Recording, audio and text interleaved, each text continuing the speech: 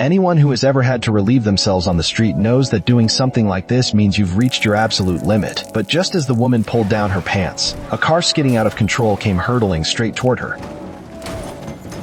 After getting out of the vehicle, the driver Michel stared at the lifeless woman and froze in place. Just then, the woman's companion, having finished relieving himself, stood up and witnessed the horrific scene. Before he could react, his feet slipped, sending him tumbling backward. Still shaken, Michel cautiously approached to check on him. To his horror, the man had slammed his head against a broken tree trunk. His body twitched once before going completely still, clearly beyond saving. Having caused 2 deaths in the blink of an eye, Michel gazed at the eerily silent forest and turned to head home. His wife was preparing dinner when she noticed the bleeding wound on his face and asked with concern what had happened. But Michel, still trapped in the terror of the accident, didn't hear a word she said. At the dinner table, Michel wrestled with himself for a long time before finally confessing that he had hit and killed 2 people. His wife listened, her face filled with disbelief, demanding why he hadn't called the police. Michel explained, head bowed, that he hadn't insured the car, reporting it would ruin their already heavily indebted household completely. His wife remained skeptical until she returned to the scene with him and saw the bodies with her own eyes. Forcing her to accept the truth, she immediately knelt down to pull the woman's pants up, desperate to grant her a dignified farewell. Michel, following his wife's instructions, meticulously wiped away all fingerprints from the car to leave no trace. Only after completing these tasks did the couple's taut nerves begin to relax. Before leaving, the wife spotted an elegant handbag inside the car. Thinking it pointless to leave behind the belongings of the deceased, she instructed Michel to take the bag home. No sooner had she spoken than she couldn't resist opening the trunk to see if anything else was usable. To her astonishment, the bag inside was stuffed with cash. She hurriedly called Michel over, exclaiming excitedly that this must be God's salvation for their family. Before she could finish speaking, the wife suddenly lunged toward the corpse. Under Michel's stunned gaze, she had already begun scheming to completely transform this accident.